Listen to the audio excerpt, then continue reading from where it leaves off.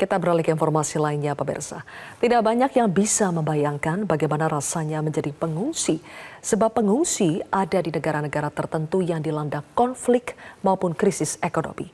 Yang jelas, rasa putus asa mendera para pengungsi. Tidak terkecuali etnis Rohingya yang dipersekusi junta militer Myanmar hingga nekat pergi mencari surga ke tanah harapan, tidak peduli nyawa menjadi taruhannya.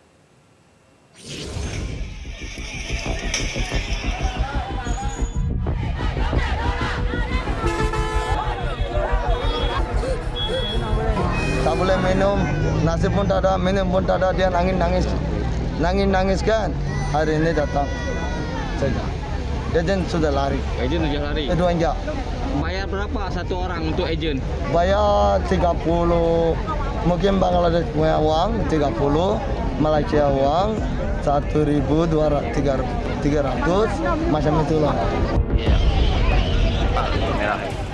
Abdul Hamid dan sejumlah pengungsi Rohingya lainnya terpaksa menggunakan jasa penyelundup demi bisa keluar dari kamp pengungsian di Bangladesh yang padat dan berbahaya.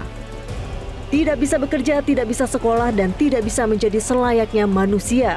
Itulah yang dialami Muslim Rohingya yang berasal dari negara bagian Arakan yang kini disebut Rakhine di Myanmar.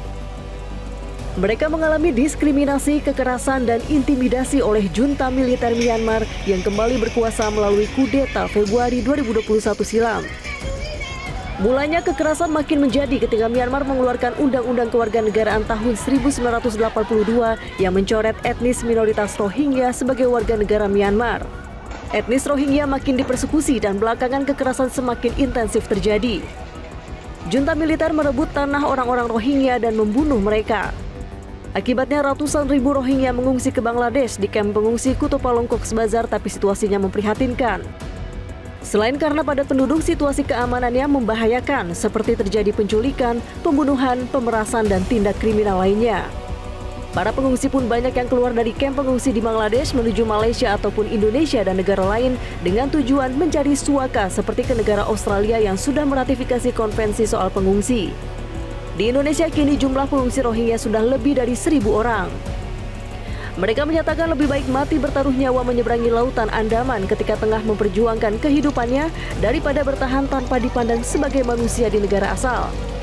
Untuk menempuh perjalanan berbahaya itu tanpa ada pilihan dan rasa putus asa, mendorong mereka rela menjual harta benda menggunakan jasa penyelundup yang mengiming-imingi mereka untuk bisa ke Australia.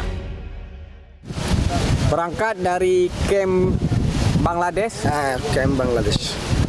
Apa konflik? Konflik sana ada polis kacau. Orang pun tak suka, kita orang tak keluar, tak uang cari macam itu sana. Dibunuh? Bunuh.